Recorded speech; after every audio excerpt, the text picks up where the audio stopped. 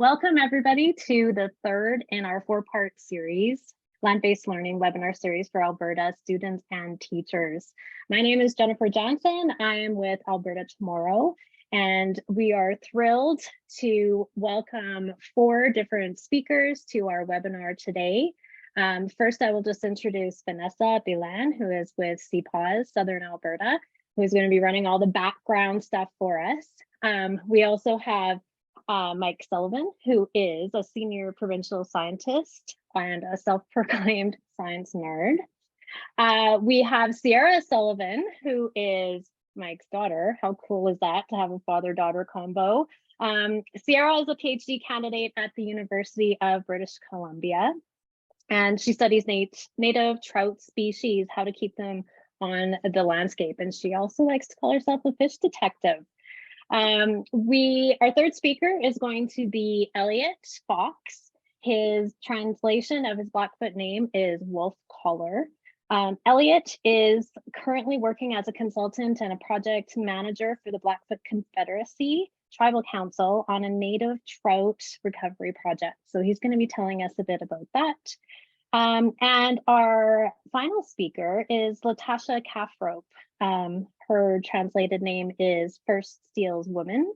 And she is going to be talking to us about her Nistapi Water Protectors program that she has spent the last few years organizing in the community, and mainly to take community action against open pit mining in the Old Man watershed. So we have four speakers from all over Alberta talking to you today about water and fish. So welcome everybody. Before we get started, I would just like to do my personal land acknowledgement. It is the tradition in the Blackfoot culture to greet each other by saying where you are from, where you're coming from, who you are, and who you are related to. So I'd like to begin by saying my name is Jennifer Johnson. I was born Jennifer Yadlowski in Saskatoon, Saskatchewan, also known as Nisakatumina in the Cree language. Saskatoon is in Treaty 6 territory, the traditional lands of the Cree, the Saulteaux, the Dene, Dakota, Lakota, Nakota, and Métis nations. My family consisted of my mother, my father, Diane and Ed, and my brother, Dean. I grew up visiting our family farm and camping across the province, picking Saskatoon berries, blueberries, mushrooms in the wild. And from these experiences, I developed a really close tie to the land, which led me to pursue a career in environmental studies and land use. Today, I live in Cochrane, Alberta, with my husband, Drew, and two teenage daughters, Jade and Brooke. And my extended family here consists of my husband's parents, his sister and family, and many cousins. I would acknowledge that I live, educate, work, and play on the traditional territories of the Lehavri Nakota Nations, Bearspaw, Wesley, Chiniki, the Blackfoot Confederacy, Siksika, Piikani, Kainai, and the Tsuut'ina part of the Dene people, the Mountain Cree and Métis, Region 3 in the Treaty 7 region of Southern Alberta.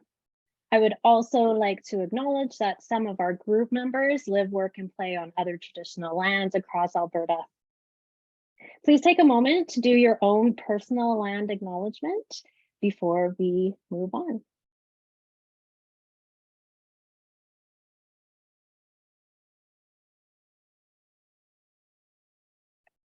Great. So I'm going to pass it over to Vanessa, who is going to explain this program that we're going to be using called Menti. You may be familiar with it. Yes, so please everyone, come join me at www.menti.com. You can log on to Menti through any internet browser, such as on your computer, laptop, tablet, smartphone. We're going to be using Menti throughout today's presentation, and we encourage you to connect with us because it's super fun. You can join quickly by clicking on the link in the Q&A or going to the menti.com and entering the 7-digit code that is on your screen, 8681653. Or you can also scan the QR code that's on your screen if you want to just do it on your phone. A quick tip for those joining us as a group and just using one device like a computer and smart screen, we recommend that classroom teachers log into Menti using their device and gather class responses by raising of hands and typing answers into the appropriate sections. There will be opportunities for multiple answers to many of the questions. So don't worry if about picking just one. When you have navigated to Menti, you can enter the code that I had mentioned, and it will take you up to our first question. And we can see some of the results are coming in. So yeah, please click the responses. I can see that we have lots of people from grade 4, which is great. I know that water is really important to our grade 4 curriculum. If at any time you left Menti by accident, like you closed out the browser, you can always go back to the Q&A and click the link, or you can wait until we share our Menti screen again, because at the very top, you can see we have this nifty little reference code. So you have the 7-digit code there, as well as the website URL that you can quickly go back into, and it'll pop up the question that we are currently on. So have no fear. If you have logged out, you can get back on. Yes, so now that we've finished our opening first question, I'm going to switch over to our next one, which is, what's your favorite water activity? Today's all about water. So we're really excited to hear some ways that you guys play, interact with, and have a relationship to water, like how you guys connect. So we'd love to get you guys asking some of these questions, and while we're answering some of these questions, and while you do, I will quickly hand it back to Jennifer to take off to the rest of our presentation. Great. Thank you. I love pond dipping. I think that's probably my favorite thing in the world, looking at all the invertebrates in the water.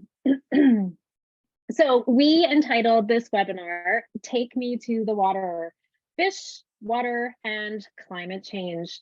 So with that, I would like to hand it over to our first speaker, Mike Sullivan. As I mentioned, he's a fisheries biologist, self-proclaimed science nerd, and an amazing person, an amazing speaker.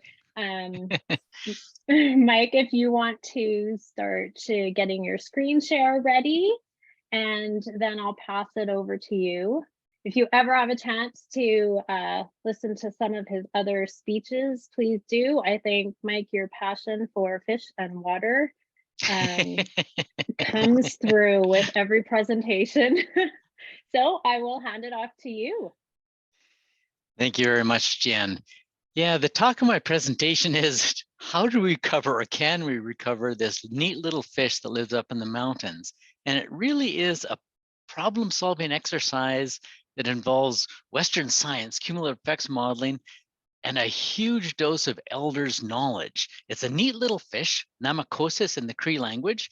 And I'd just like to acknowledge where I'm speaking from. I'm upstream of Edmonton, Tawao Totem, which is Cree for welcome, my friends. I'm speaking to you today from Amaskwachi Waskahegan, which in Nahiwak Cree means Beaver Hills House. This is Treaty 6 territory of the Papachase, the woodpecker people, and territory of the Muskogosic, the Magic Land people, homeland of the Métis Nation. And the little fish that I'm talking about lives up by Edson, Hinton, Jasper. These are the lands of the Assiniwuche Winniwak, the Rocky Mountain Cree. And I'll be using quite a few Cree words, and I just want to talk a little bit about what is called two-eyed seeing. I am not Cree. I try to do two-eyed seeing, which is seeing the world through the eyes of another culture. Now, I did grow up on the Peter Ballantine Band, several reserves up in northern Saskatchewan. I have Cree cousins. And I spent a lot of time fishing, hunting, trapping, traveling with those wonderful people. I'm not Cree. Absolutely, we share a worldview, such a respect for nature and our place in it. And I really want to thank the amazing teachers and elders that I've listed here, to whom I'm shared campfires and listened and learned much of this. I've also been able to pass a lot of these lessons on to my family. This is my daughter, Sierra, She's working on her PhD at University of British Columbia right now. We got to spend a lot of time in the last 10, 15 years traveling to the glaciers and headwaters of Jasper and Banff, and really learning a lot about fish in these really remote places, some amazing travels. And what have we really learned? We've learned that the bull trout, the rainbow trout, the lake trout, you can look in the streams and lakes, and these are often really abundant fish. They're really big, they're easy to see. And the stories that we hear from elders and from other people still seem to be true when you go way into the backcountry, which is a very different story from what you see today in Alberta's foothill streams. And this story is about this little guy, Nemakosis, the Athabasca rainbow trout. Cool little fish, lives up in the Hinton Jasper area. And one of the first scientists at the University of Alberta, this gentleman here, R.B. Miller, he wrote a report back in the early 50s that rainbow trout were present in incredible numbers in every little creek and beaver dam, huge numbers. And this is a map of Alberta. And all those colored little squares are the watersheds where this rainbow trout used to live. And the colors in the squares refer to the abundance. Green is good, yellow is and red is not many. And you can sort of see, I'll see if my mouse works, but way out on the boreal plains, it was kind of too warm for them. They weren't really there. And way up in the high mountains, it was kind of too cold, but this was the Goldilocks zone.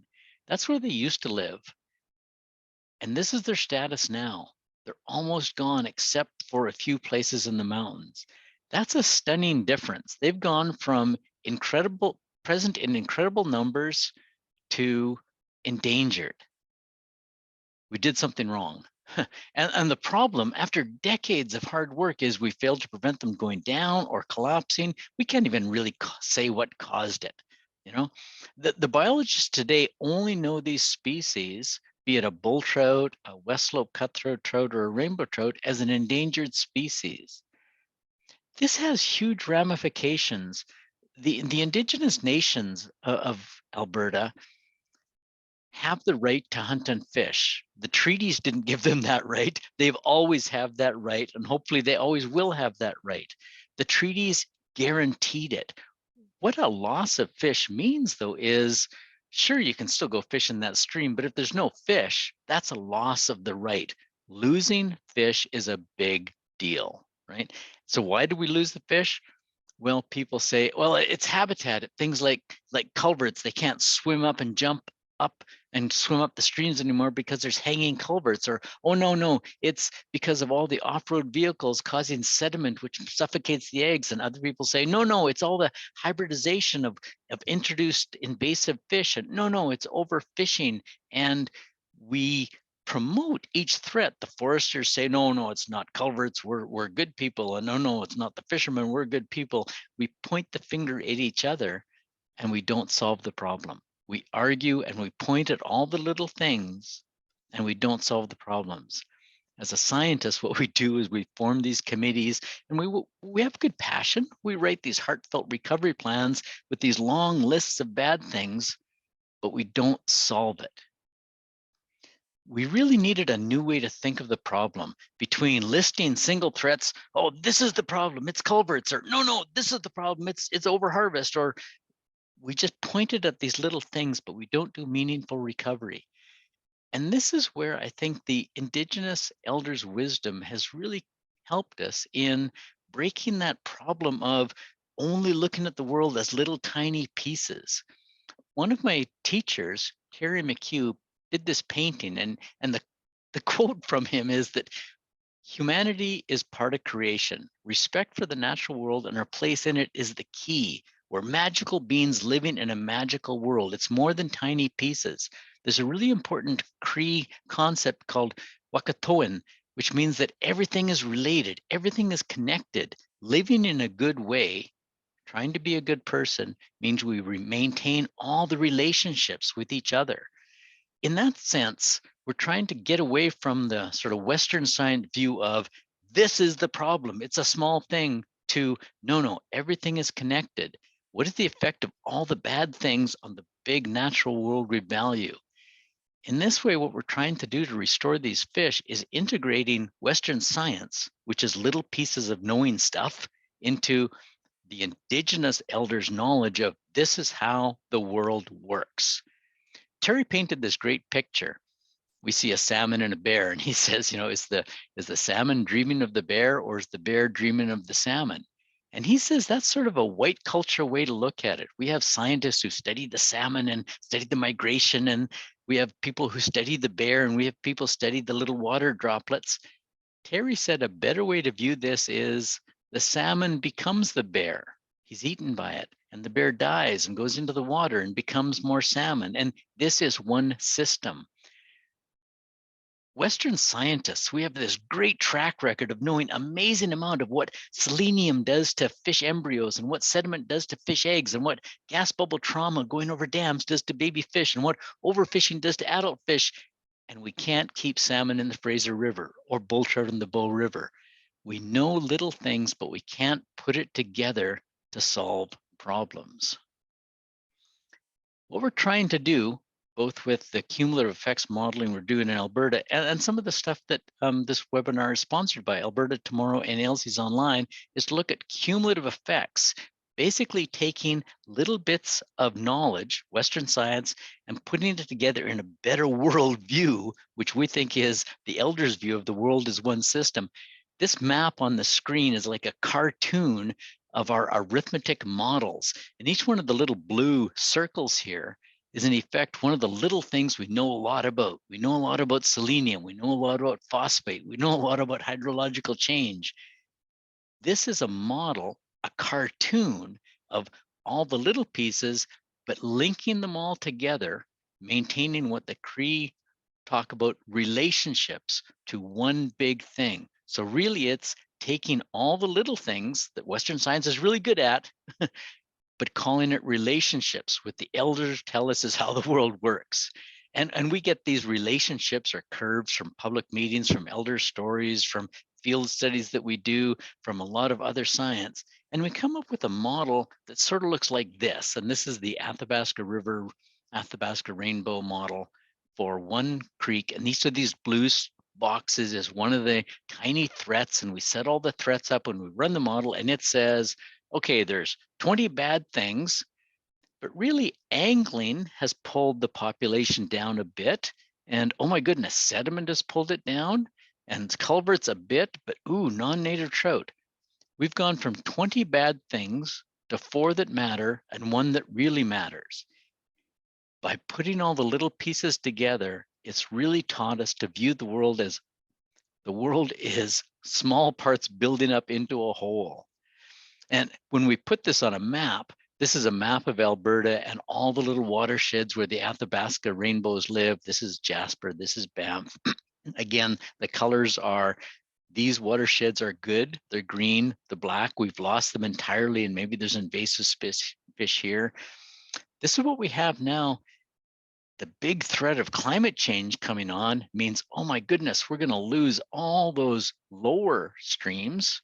And boy, even the upper streams that should be nice and cold in the high mountains, they're going to be full of invasive fish. We really only have a little bit of good Athabasca rainbow populations left. And if climate change is really bad, this is all too warm, and this is just full of invasive fish. We've almost lost all the Athabasca rainbows. But if we do some work in the mountains and really fix this habitat where it's going to stay fairly cold, we can really make a lot more fish happen on the landscape. So that's what we're really trying to do. The best things we can do now is find good habitat in those high mountains, remove the invasive fish, and move natural fish that used to live here and move them up into the higher, colder habitat. And that's a lot of the work that my daughter and I, Sierra, have been doing. We've been traveling to these remote places, and we've been finding fish, who lives where. We catch these beautiful, this is a lake trout, but we just look at it and we go, don't know, is that a natural lake trout or is that invasive from stocking years ago? We have to use genetic information to find out who lives where. So I just want to end with a really important lesson that my Cree teachers taught me about this guy here. This is the porcupine, or in Cree, we call him the kakwa. And when you meet a kakwa in the forest, he will turn around and he'll sort of back up to you. He's trying to put his quills into you. But the Cree have a saying, and they say, "Kakwa apasapata miakatu," and that means the porcupine, he looks back, but he moves forward. And they say, the elders say, that's a really important lesson. The porcupine, he's looking in his past, he's looking where he came from, but he keeps moving forward. And that's a powerful lesson that we learned this summer when the Yukon salmon started to disappear. What can we do to help? There's this wonderful quote coming from a lady named Cheyenne Bradley with the Kwanlun Dun people just west of Whitehorse. She's with the Wolf Clan.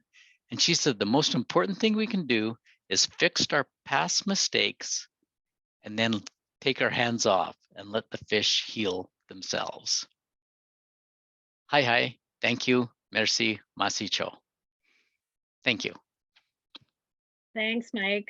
Wow, that was great.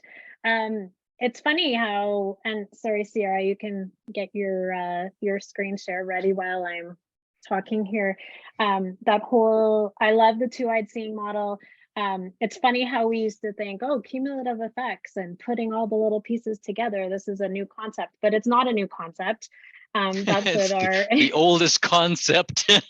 When you talk to the Exactly. elders, they are just amazed. You white people are so smart at little things, and you can't keep salmon in the rivers. Yeah. Or also, you know, I was trained obviously in ecology, and we talk about everything being interconnected. Like, this is a big concept, this is ecology, but no, that's just what our Indigenous brothers and sisters always knew and lived by. So yes, thank you. All right, just in the interest of time, I'm going to pass it right on to Sierra. And Sierra, I'll let you do a quick introduction of yourself also. Hey folks, thank you so much for the invitation here today. My name's Sierra Sullivan, and I'm, as mentioned, a PhD candidate, which means I'm partway through my PhD. I only have the tiny little thing of writing the thesis left to do, and I am Mike's daughter. So, a bit of a broader who am I? I learned a Cree phrase, Tante Otsi Kia. Who are you from? And I really like thinking about this when I'm thinking about both who I am and where I grew up. So I grew up on Treaty 6 lands near Amisquatchie, Waskahikan. But now I live on the coast. I'm in North Vancouver on Tsleil-Waututh, Musqueam, and Squamish lands. And I have learned so much from being a biologist with Parks Canada. I spent some time up north in Dene territory doing fisheries research. And now I work a lot in Coast Salish territory, up and down the coast, out on Vancouver Island, working on some of our coastal species, but also working up in the Rocky Mountains. Again, I was a biologist with Parks Canada previously, and I had an amazing time working for them. So I am Mike's daughter. I have learned an incredible amount from him and from other incredible Western scientists. I am trained as a Western scientist, which means that I'm really good at looking at tiny little things. And right now I'm working at extraordinary little things. I work on the genetics of our native trout species in Western Canada. They're so tiny, you can't even see them through a microscope. So I like to look at the tiny little things, the DNA of a fish, and make conclusions about, or try to make conclusions about how that affects fish across our whole landscape. How does the DNA of an organism affect how they move through the landscape, how they live on the landscape? So some days I identify as what's called a landscape geneticist. Some days I identify as a fisheries biologist. I like playing with fish. And some days I just identify as a lifelong fish nerd. This is me and my dad, one of the original research studies that we participated in together. It's been a long time collaboration. So as I say, what I do in my day job is I handle a lot of fish. There's that beautiful lake trout that we talked about earlier. Up top is a steelhead out on Vancouver Island. I get to explore landscapes. So I both look at the fish and I explore the landscapes. And that always involves going to amazingly beautiful remote places, often up in the mountains, making sure that I have candy along. A big aspect of fish's life is water. They need water. They need to be in the water. And so I do a lot of research on what flow is in various different areas. What is the snowpack doing? And then finally, I teach people about fish, whether it's teaching people about fish out in the field or teaching people about fish and their genetics at the University of British Columbia. I really enjoy it all. I have the best career. And part of that joy that I have in my career is because I get to live and study and work in mountain landscapes and aquatics in mountain landscapes. Now, our mountain landscapes, they are so valuable, especially in the face of climate change, because mountains are high elevation. We have a temperature gradient, so it's colder up at high elevation, which means I spend a lot of my time in snow. Snow becomes water, melts out, and these big, beautiful watersheds that we have throughout Alberta all originate in our mountain ecosystems. These mountain ecosystems catch water. These big rain clouds come out from the Pacific. I send them your way right now, and they're dumping on me as we speak. So these big rain clouds from the Pacific go up, push into the mountains, and they drop all that moisture, either as rain or snow. So they catch that rainfall from the ocean, and that gets distributed out across Alberta. Another really important thing, sorry, this is one of our late season snowfalls up in Jasper National Park. And one of the cool things that that snowfall in the mountains does is it creates glaciers. Glaciers are one of the cornerstones of our aquatic ecosystems because they provide consistent water coming out across the landscape. Mountains are really important in the context of climate change. You can see these two maps. So the map on the left is the historical average temperature. You can see it's above 0 degrees. That's the yellows and the oranges.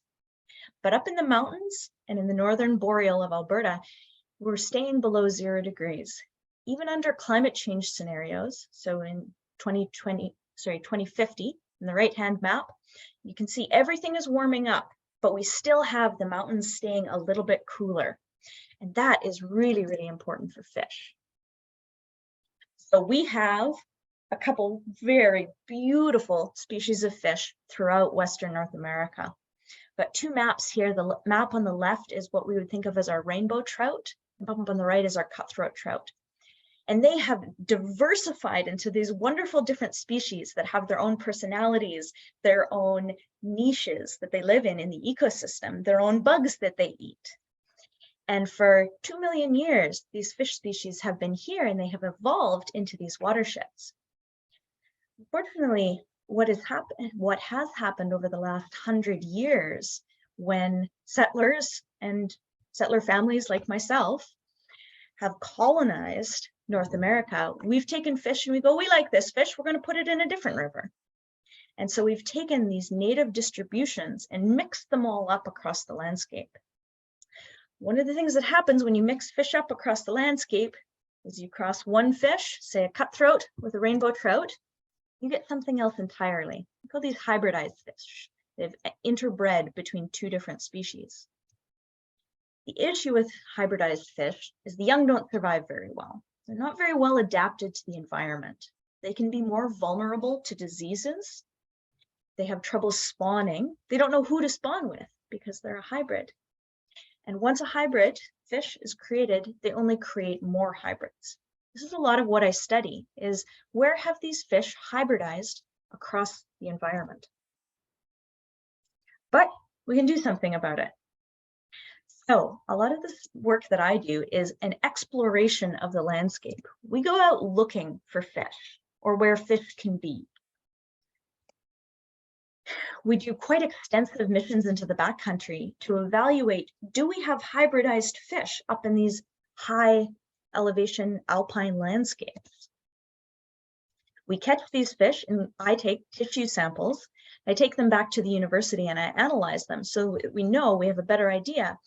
Are these native fish? Have they been here for 2 million years? Or have they been introduced from other areas? Once we have an idea of that, we can do things like removal projects. We take out the invasive fish.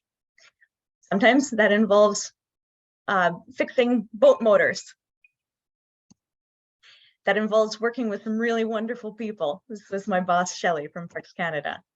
And I get to spend a ton of time in places like this. So what we do is we take those introduced species out, we remove them from the lake, either through nets or sometimes through chemicals. And then we get these beautiful alpine landscapes that are free of the non-native fish. Then we can take the native fish and move them up into these cold refuges high in the mountains. So a handful of things, these poor fish, what can you do to help? In terms of climate change, we can all work towards adopting a climate-friendly lifestyle that reduces our impact on the earth. In a lot of ways, that's just a different way of saying don't be greedy. Not use as many resources as we have been. Talk about biodiversity and fish. If you like fish, talk about how important they are to the ecosystems. They're important to ecosystems, to our cultural heritage, to our history, because fish are not just about fishing, they're about so much more. And I can promise you what I'll be doing is I'll be working really hard on assessing what our past mistakes have been, working hard on fixing them, and hopefully that will allow the fish to heal themselves. Thank you, folks. Thanks, Sarah. Wow. Once again, so much to think about. I forgot after Mike's presentation to put up the Menti slide. So Vanessa's going to put up the Menti slide. As she does that, a few of my reflections. First of all, I think a lot of times when we talk about climate change, we don't, we think, how is that going to affect me or how's it going to affect us? And we don't always go to the map, for example, that Mike had up with showing what's going to happen to those endangered species with climate change, and depending on how much we do to mitigate our emissions right now. Amazing. And I really do think you have one of the coolest jobs. I'm thinking back to when, and I teach high school also. And when we talk about careers, I don't think I've ever said, hey, who wants to be a landscape geneticist? Because it's just not one of those things where you look it up in the university calendar or something and it's like, oh yeah, there it is. But it just proves that there are just so many opportunities out there. And obviously you have found your passion and made it into a career. So that's amazing. Thank you. Thanks very much, Jennifer. I totally wish there were more Bio 30 teachers on here, and I'm going to share the recording of this webinar with the Bio 30 teachers I know, because the whole discussion about the, introduced species and how does location, affect or how is their DNA affected? And I love it. Love it. We've got some really great comments coming up here. Oh yeah. And I really appreciate telling us how we can help, because I think that's one of the most important things. And as we always talk about in Alberta Tomorrow, and Mike alluded to this too, we have to understand what things were like in the past, what using computer models, we can see what might happen in the future, and then we have to decide what are we going to do to change that future. So what can we do to help fish species and to help decrease the effects of climate change? Great.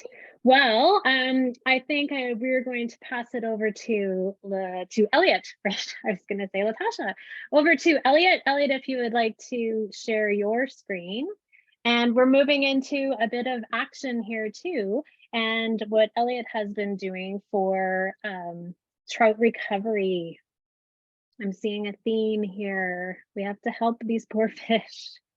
So over to you, Elliot.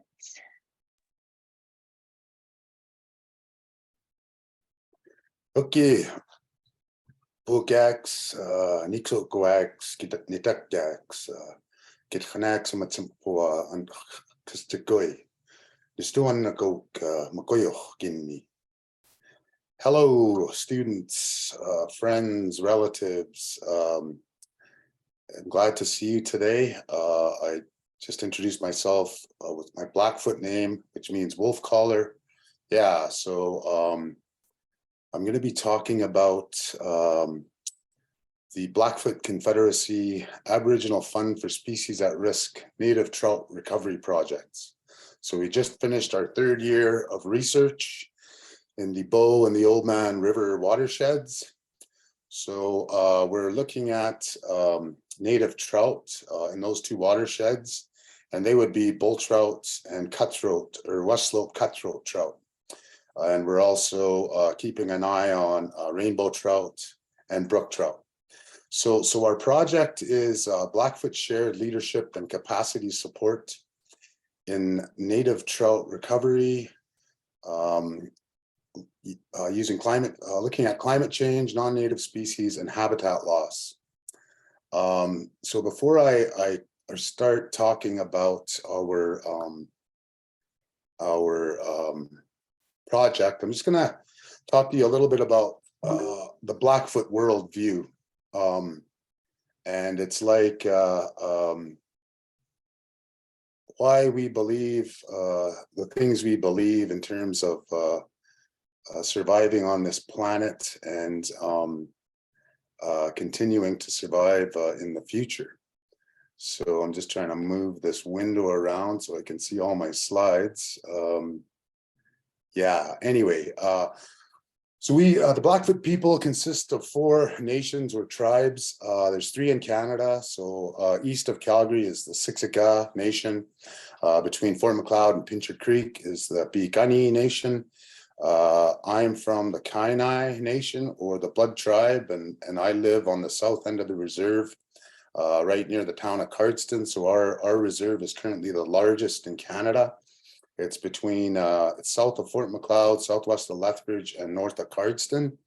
And then we've got another our Blackfeet cousins who are in northern Montana, and they're the Amskapi Piikani, or the Blackfeet Nation. We all practice the same customs and ceremonies and speak the same language. There are slight variations in the language with the dialects. Yeah, I'm just having problems seeing my slides because of this window. Anyway, yeah, so we believe we are part of the whole universe, including the sky people or spirits, the land and animal spirits, the 4-leggeds and the 2-leggeds, including us as humans, the animal flying spirits, or the birds and bats and those kinds of creatures, and the underwater spirits, so beavers, muskrats, otters, and fish, among a whole bunch of other water animals.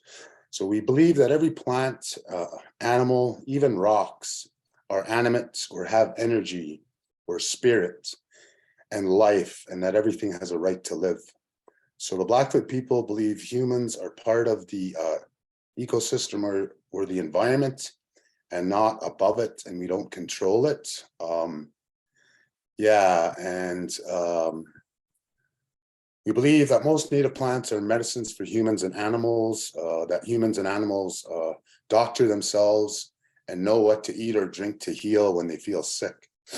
So that's a little bit about what we believe and why we believe it. And there's a few books out there that go into greater detail than that. I'm going to talk also a little bit about transboundary partnerships. So since Canada was created in 1867 and Alberta in 1905, European settlement and development have encroached on the former prairie and mountain landscapes. As a result, over the past 140 years, these landscapes have undergone significant changes as a result of disturbance, development, and cultivation of these lands. What were former natural ecosystems are transformed into developed and changed landscapes with different land jurisdictions that govern them. Here we are today and living in this significantly changed landscape, and there remains intact wilderness, albeit very reduced, and places we can still go and visit and see these wild areas where we can still see wildlife, fish, camp, and enjoy our surroundings. These areas are disappearing fast. We're very lucky to still have them to visit with our families. If we don't take care of them and allow continued development, like Mike alluded to, coal mining, oil and gas exploration, more cattle grazing, and off-highway vehicle use, among other things, we will have such a significant impact that our children and grandchildren will no longer be able to visit and enjoy these areas in the future. In order to maintain the wild areas that are left, we need to work together with all jurisdictions. I truly believe from my experience that we can sustain what's left of these beautiful landscapes by partnering with each other to do this. I'm going to show you some slides of how we can make this happen and how we're making this happen. So this is the Livingston River in the Upper Oldman watershed in southwest Alberta. So this is who the Blackfoot Confederacy Tribal Council is. They're the agency leading the native trout recovery projects. On the first slide I showed, it had logos of all of our 13 partners that have come on board since we started. Anyways, the Blackfoot Confederacy Tribal Council is a not-for-profit regional managing organization representing the 4 Blackfoot tribes. Their mission is to collaborate, restore, protect, honor, and enhance the collective culture, language, and self-identity of the Blackfoot people, and to establish political and economic sovereignty over Blackfoot territory, including natural resources for the benefit of current and future generations of the Blackfoot people. I'm not going to go through all of these slides. There's not enough time. So I'm just going to quickly refer to the department or the Aboriginal Fund for Species at Risk. It's under the Federal Department of Environment and Climate Change Canada. And the Trout Project is part of the aquatic component, and that's administered by the Department of Fisheries and Oceans. So it's just looking at working with Indigenous communities across the country to promote the conservation and recovery of aquatic species at risk in their habitats, and support the engagement and participation of Indigenous peoples and species at risk stewardship and Species at Risk Act implementation. This is a slide my cousin gave me when she was doing her master's, and she mapped out the traditional Blackfoot territory. And this is North America. There it is. It's almost right in the heart of the continent, bounded on the west by the Rockies, on the north by the North Saskatchewan, out east into central Saskatchewan and beyond the Great Sand and Cypress Hills, and on the south by the Yellowstone River. So it was a pretty big area. So there's the North Saskatchewan River, there's the Yellowstone, and our study area is these 4 pink, the 2 gray watersheds. The upper one is the Bull, the lower one is the Old Man. And the reason we chose these watersheds is because our reserve lands and the Blackfeet Reservation in Montana, those rivers all flow through our current reserve lands. It's also part of the Crown of the Continent ecosystem in the south. There's the boundary of the Crown of the Continent. It's been called the Water Tower of North America because millions of people depend on the water that flows from the Rocky Mountains to the west and the Pacific, east to Hudson Bay and the Arctic Ocean, and south to the Gulf of Mexico. And this is the Yellowstone to Yukon Conservation Initiative. This is their area of interest. They're trying to keep all the wild places from Yellowstone to Yukon wild for the future. So you students, when you grow up and have children and grandchildren, you'll be able to enjoy these beautiful places you saw that Sierra and Mike showed us. So some of the challenges facing native trout, and we're looking at bull and West Slope cutthroat trout. Number one is habitat loss resulting from human activities. Mike mentioned that a bit. Interaction of land use with climatic extremes, so floods and droughts and fire. Competition and hybridization with introduced non-native species, rainbow, brook, and brown trout. And Mike and Sierra talked a bit about that. Oh, sorry. This top picture is a pair of bull trout. The orange colored one is the male. It's in the fall. The bottom, the lower fish is the female. So they're fall spawners. The lower right picture is a West Slope cutthroat trout that's very colored. So he's probably spawning or getting ready to spawn. Yeah, this is a bull trout spawning bed survey, or a red survey we were doing on Hidden Creek in the Upper Oldman. So our objectives of the trout project are to build capacity and expertise as guardians of East Slope watershed integrity through training and mentorship in assessing, managing, and restoring in-stream and riparian native trout habitat, and to gather Blackfoot values and holistic ways of knowing about the study area, water, and native trout, and bring this together with scientifically derived watershed values in a respectful manner that increases Blackfoot engagement in native trout conservation and restoration activities. Boy, that's a mouthful. So what we're doing is we're combining traditional Blackfoot ecological knowledge with current Western science and applying these to research and monitor the native and non-native trout in the Bow and the Oldman watersheds, or two-eyed seeing, as Mike explained. So native trout are indicator species, or aquatic water-based indicator species. So if those native trout are still there, it's an indication that that watershed is still in pretty good health. Their populations have declined significantly, but we have found both native trout species in both watersheds. So our objectives are to hire one field technician from each Blackfoot nation to participate in our project field activities to learn methods and build capacity. So because of COVID, the Blackfeet couldn't collaborate with us until this past summer and fall because of the border closing and COVID. We conducted eDNA sampling, or environmental DNA sampling, in various tributaries of the Oldman and Bow River to determine the presence or absence of cutthroat and bull trout and other introduced trout species. And it's really cutting edge technology. It's non-invasive. All we do is, if we want to find out what trout are living in whatever stream, we take 3 1-liter water bottle samples from the creek or the river, and we filter them with a little vacuum pump through about a paper filter about the size of a little bigger than a toonie. We're careful not to contaminate it with human DNA. And then we pop the filters in a little envelope, and we send them to the University of Victoria, Dr. Karen Helbing's lab. And Dr. Helbing and her staff process our DNA, and they send them back, and they can tell us which fish are in whatever river we sampled. So we don't even have to touch any fish.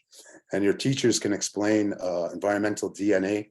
It's further down in this presentation, but I won't go that far, because we all living organisms shed cells.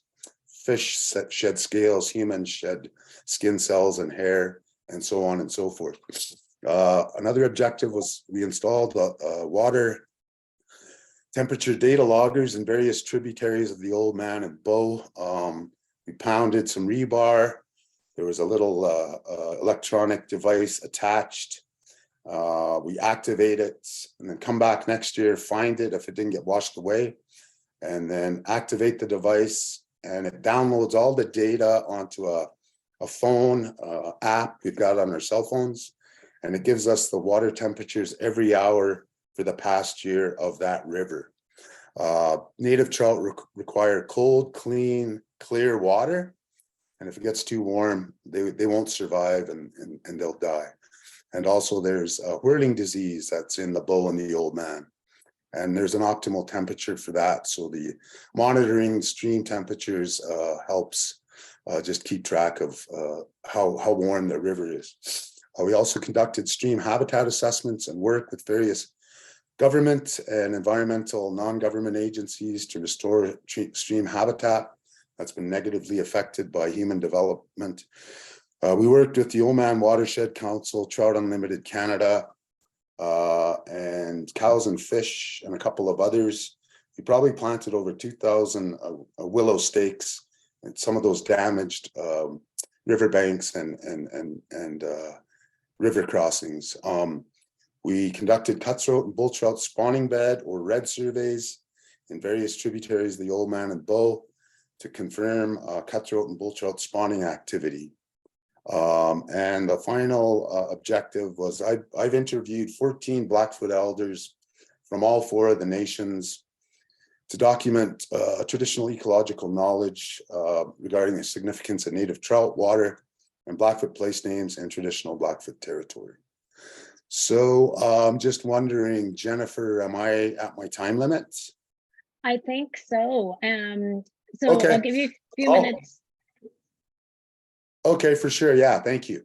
So this is just a larger map. The blue outline, the north is the Bow watershed, the south is the Old Man.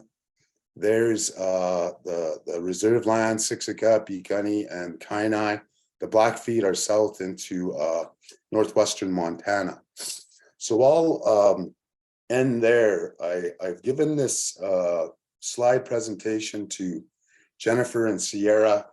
So if your teachers or the students have questions and they want to know more about some of our findings and our results, a lot of that is in the rest of the slideshow. So yeah, I'll end there, and thank you very much for the opportunity to present. Hopefully I've shared some information that's of interest to you. And thanks, Mike and Sierra and Latasha, for your presentations. Thanks a lot. Thanks, Elliot. As Vanessa is putting up the next Menti slide, some of my thoughts. I like the I like the Blackfoot worldview that talks about that we are not above it. We are part of the ecosystem. And I think that too often we don't act that way. So I really like that quote. And I also find it interesting that many of the things you said, Elliot, are the exact same things that Sierra said and Mike said. So it's good to know that everyone is kind of on the same page of what we need to do, what has caused some of the problems we have, and what we need to do about it. So with that, yeah, Jennifer, I think oh, sorry, Jennifer, I forgot to add just real quick. One of the traditional customs and practices we've incorporated into our trout work is whatever stream we're visiting, when we get there, we say a prayer with all of our crew, and we make tobacco offerings to the land and to the water, just to give thanks for being there and for the fish and the water, and sort of giving back to the land. Oh, great. Yeah. And perhaps a practice we should all start doing. With that, I'm going to pass it over to Latasha. Would you like to share your screen, Latasha? And I will, I know we're running a few minutes behind, but we will do our best to catch up here. Okay. Well, oki nasokwa nisto anista matumukumotaki nin anista unistaksanam naksanista agapi ginapiaki no du gana. My name is First Steels Woman. That's my Blackfoot name. My English name is Latasha Robe. And I'm here to talk to you a little bit about fish, but not a whole lot about fish. So, but fish are really important to some of the areas that I'm going to talk to you about. And I was asked to come and talk a little bit about how we take action. We heard from my great co-presenters here about the importance of fish and water and the impacts of climate change. But what do we do with all of that, and where do we start? So I help to lead Mississippi Water Protectors. We are a grassroots collective of First Nations, land and just a bunch of people who came together who really care about the Eastern Slopes. I could give you a bunch of words about what that is, but essentially we're a bunch of people that came together because we knew these areas were really important.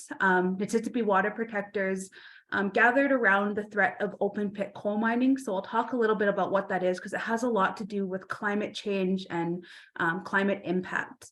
But first and foremost, what Mississippi Water Protectors does, we don't just fight against coal mines. That's part of what we do, but really our main objective is to reinstill our Blackfoot ways of life, our values, our stewardship practices. And this isn't just a role for Blackfoot people to do, it's a role for all of us to do. We all live in these areas. So if you see on the slide here, Calgary is about right here, where Michael and Sierra were calling in was further up here. Elliot's from way down here. And all of these areas are all a part of different watersheds that come from the eastern slopes. And in Blackfoot, we know that we've been here since time immemorial. And for thousands upon thousands of years, we have supported these landscapes. They were healthy, fish populations were thriving, bison populations were thriving, and the people here were thriving. A fun fact, the Blood tribe where I'm from, we were actually the tallest people in the world at one point in time because of our extensive wealth related to land and prosperity. And because of the health of the ecosystem around us, it enabled our bodies to grow really tall.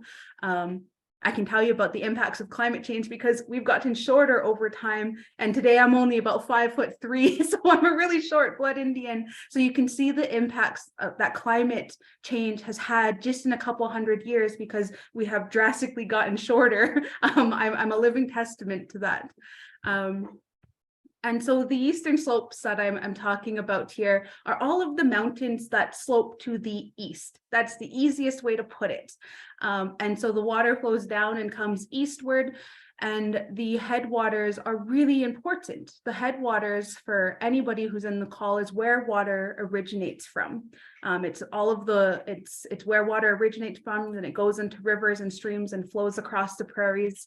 Some of these rivers and streams meet right up with the Hudson's Bay, way over on the other side of Canada, but the water starts here. And in Elliot's presentation, he showed a couple different watersheds that are in Blackfoot territory, and I'm talking about the same areas there. And so the eastern slopes, these mountain areas, are so important to water, to the landscapes, and to fish, and to all of the communities downstream.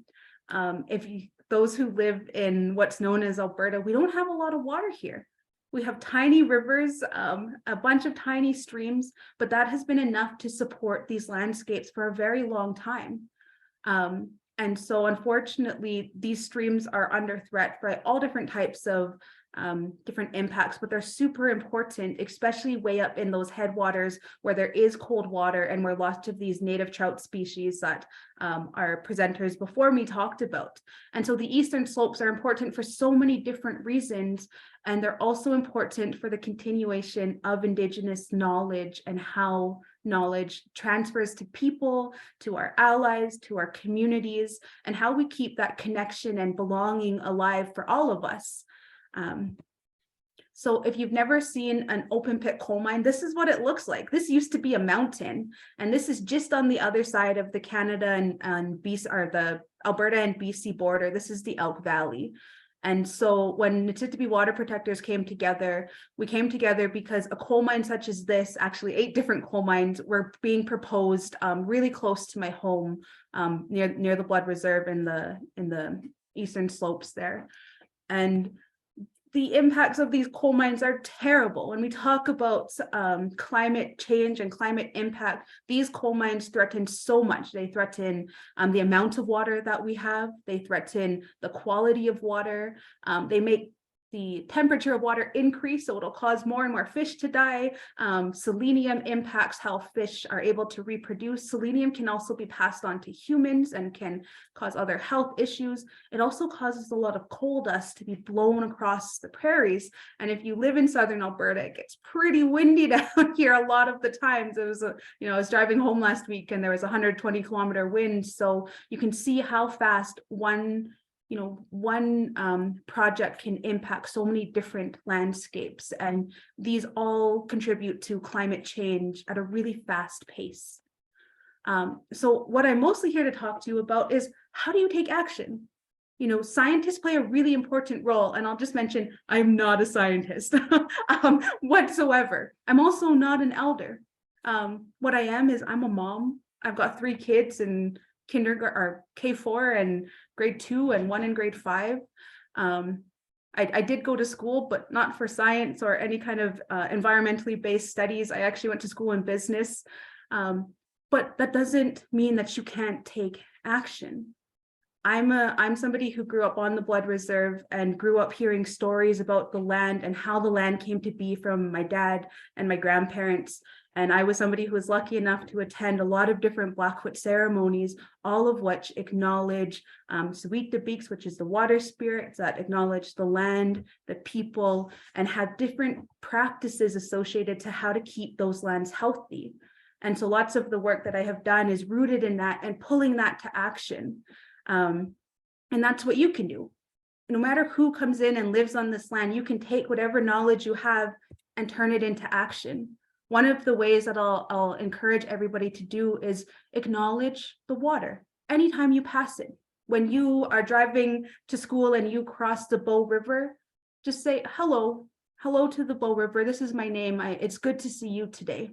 And these are practices that when you do it, it might seem a little bit silly at first, but what it actually does is it helps you to build respect and relationship for those bodies of water. And so someday when something is calling you to action, you don't say, I don't know what to do, and kind of run around. You say, this is really important, and I know this water needs my help, because you have that respect and relationship to it. And do this everywhere you go, and invite your family in to do it with you. One of the most important pieces of taking action to protect these areas is community awareness. And this can look like talking to people. This can look like attending webinars. It can also look like talking in your classroom with grade 4 students. It can look like going outside at recess and talking to your friends and being like, did you know that coal mines are really bad? Or did you know that we have to protect these fish that help support our environment? And all of those conversations can help guide and connect you to somebody else who might have the answer of how to do something else, and we build a bigger and vaster community of people who care about the land and the water.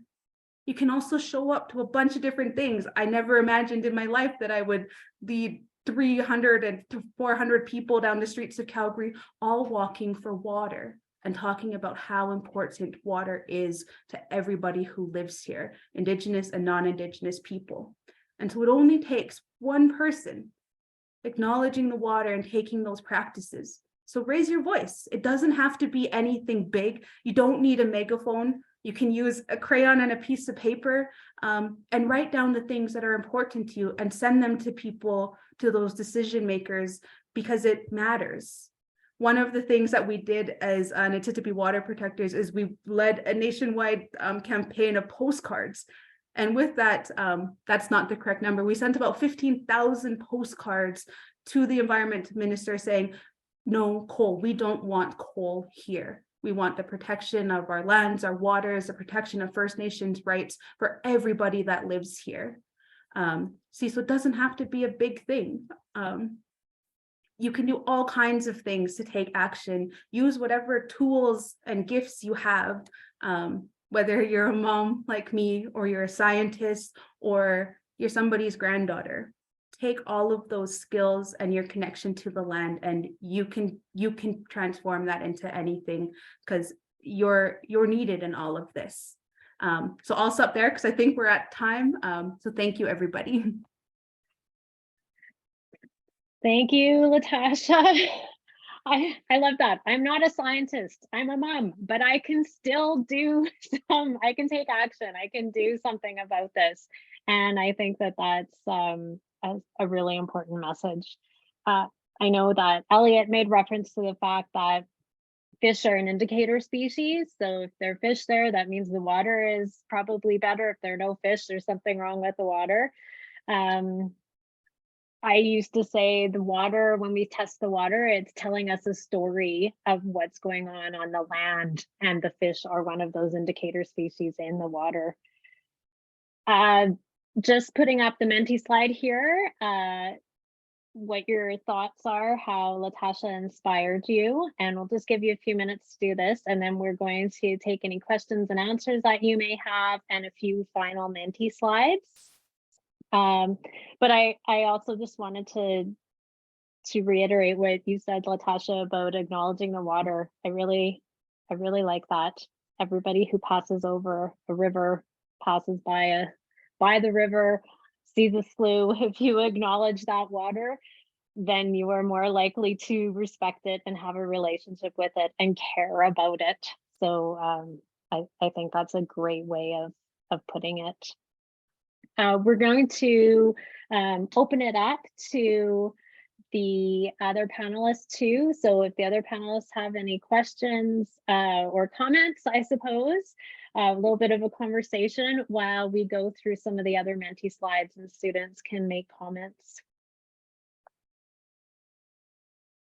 I do definitely see some common themes, and Elliot and Mike and Sierra, I don't know if you guys have ever met before, but you certainly are working on a lot of the same things and talking about the same things and using that two-eyed seeing model. And that's very encouraging for our future. We do have one question in the Q&A that I would love to pose to the panelists while some of our participants answer our final mentee question, which is in one word, share a key learning or inspiration from today's water webinar. So if you've answered that, great, but I would also love to pose this amazing question, which we received, that says, what can be done to make the opportunity for policy and IPCAs or Indigenous Protected Conservation Areas more prolific and benefit the ecological sustainability of these lands? So there's a lot of big words in there. And from my perspective on what I'm taking from this question, it's saying, how can we make more, so some people may not know, there's different types of parks or areas that can be protected. There's provincial parks, federal parks, and parks are a very colonial idea. They're something created by our system, by Western colonial systems. But an IPCA, an Indigenous Protected Conservation Area, is similar to a park, but it is within the Indigenous lands. I know Elliot might be a really great presenter to talk about this, as well as Latasha. So I'll let you guys take it away.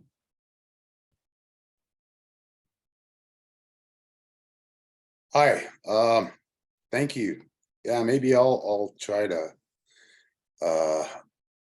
shed further light on Indigenous protected and conserved areas, or IPCAs. So there's, I believe, 62 that are in the planning stages or have already been established across Canada.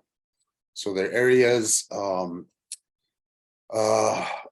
that some of the Indigenous communities, it's usually their homelands or part of their homelands, and they want to set aside these Indigenous and protected and conserved areas to train and hire guardians, Indigenous guardians, similar to conservation officers and park wardens, to take to guard that area.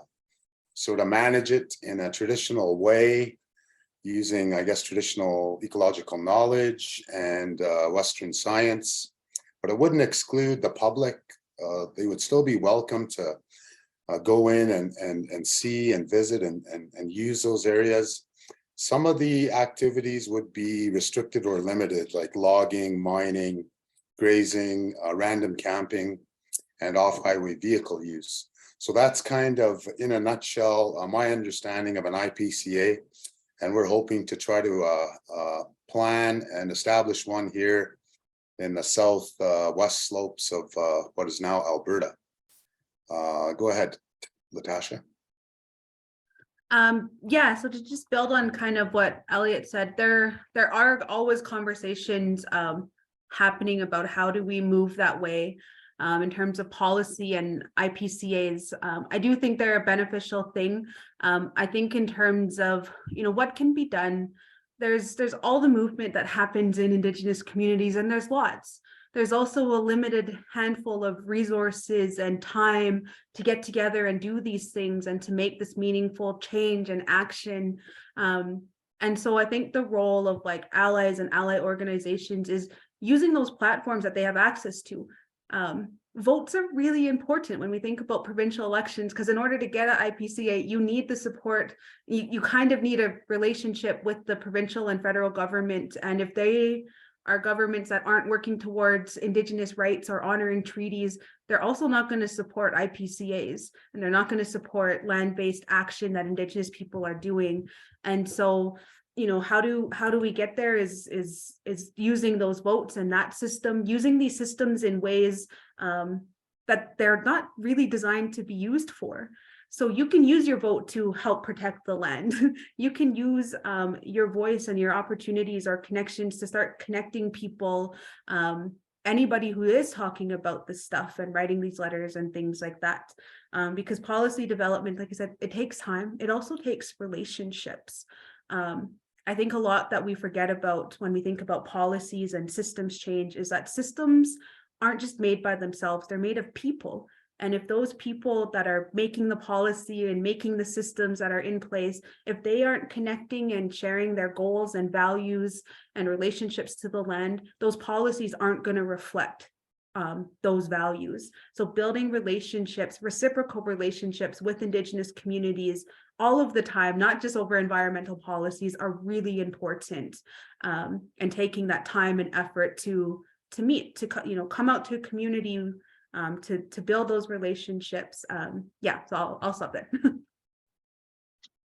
Thanks, Latasha and Elliot. I think that we could probably stay on for another hour, and I could listen to each one of you guys for an hour, but unfortunately, I think we're out of time. So I'm just gonna get Vanessa to put up our last two slides.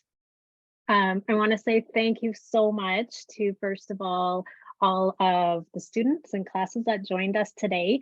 This has been recorded and we will put it up on the Alberta YouTube channel, and I will also send it out to all registered participants. Just a reminder that we have one more in our series of 4-part webinar series for Alberta students. We started with Earth way back about a year ago. We did air. We were going to do fire until we realized it was during fire season and we couldn't get any fire speakers. So we moved on to water, and we are doing fire, our very last one, on February 9th. And I think that one was 10 a.m., but it's also been moved to 1 p.m. The registration link is there, and I will also send that out. We have the next slide, please, Vanessa.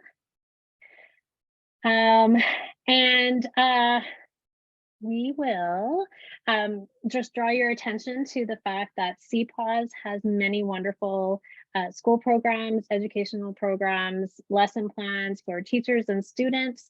So please go to their website and have a look at everything they have to offer. We also at Alberta Tomorrow have our online simulator. It is completely free. We do virtual school visits, in-person school visits. We've just added Indigenous map overlays to Alberta Tomorrow's GIS maps. You can investigate climate change and look at any watershed throughout Alberta, what it was like back to the year 1910, what it might be in the year 2050. So please go out and check out everything that Alberta Tomorrow has to offer. And finally, thank you so much to CPAWS for helping us put on this webinar for everybody. And thank you so much to all of our speakers. Like I said, I think I could listen to all of you for an hour each. We just simply don't have the time. If participants have questions, they can email them to me and I will get them to you, and we'll get the answers for the students. But before we sign off, are there any final kind of comments that anybody would like to make, like something pressing that you forgot to say? I just wanted to say thank you so much to all the other panelists. I'm sitting here just vibrating with excitement and motivation and inspiration. I feel really honored to have spoke alongside you. Thank you. Yes, I feel the same as Sierra. So thanks for the great work you're all doing.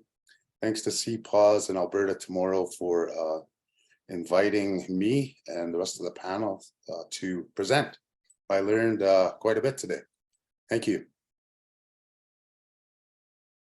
Great. Any last words, Mike or Latasha? Just a quick mention of Elliot said they do a tobacco blessing in the streams. When we're working with Park Canada, we also take care of the streams, as you say, with the tobacco blessing, but we take care of ourselves. We all have such passion.